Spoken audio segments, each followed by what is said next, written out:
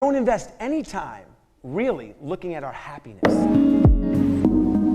Like, how do you measure happiness? So for me, obviously, it wasn't money, but how do you measure happiness? And what if there was a simple way that you could identify at any given time really how happy you are? Take real inventory in your life and identify how happy you are, but more importantly, identify what it is in your life that makes you unhappy so you can correct it. So I came up with a very simple metrics. We're all going to do this. It's going to be a group experiment. It's called the happiness meter.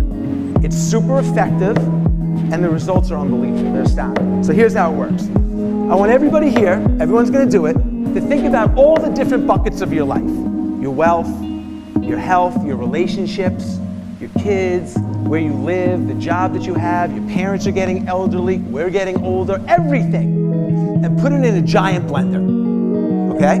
And on a scale of 1 to 10, with a 10 being the Dalai Lama of happiness, and a 1 being someone that's rock bottom, think about your number.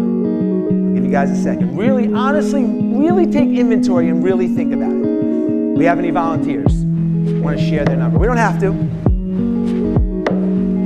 Oh, you're just scratching?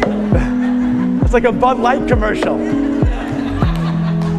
Anybody? Oh, we'll do it this way. We'll do it this way, just by a show of hands. Everybody that's a 7 or less, put your hand up. Quite a few people, right? Okay, put your hands down. Well, here's what happens. A lot of people put their hands up. 7's a common number. And for most people, 7's a great number. If my son comes home from school with a 70 on his test, that's a C- in the most important bucket of your life. But the way the test works is, what's amazing about this test and why it's so efficient, is as soon as we do this experiment, your brain goes to a 10. Immediately it goes to a 10, right? Everyone went to a 10. And the 2 or 3 things that are impacting your life negatively pop into your head. Like, oh, my relationship is terrible. Oh, I'm running out of money. Whatever it is pops into your head. So whatever it was that popped into your head right away, those are the 2 or 3 things that you have to work on.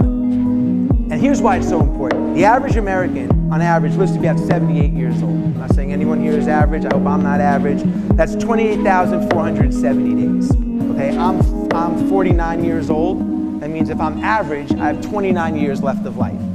If I'm a 7 and I'm walking around life living as a C- in the most important bucket of my life, happiness, that is unacceptable. It's unacceptable.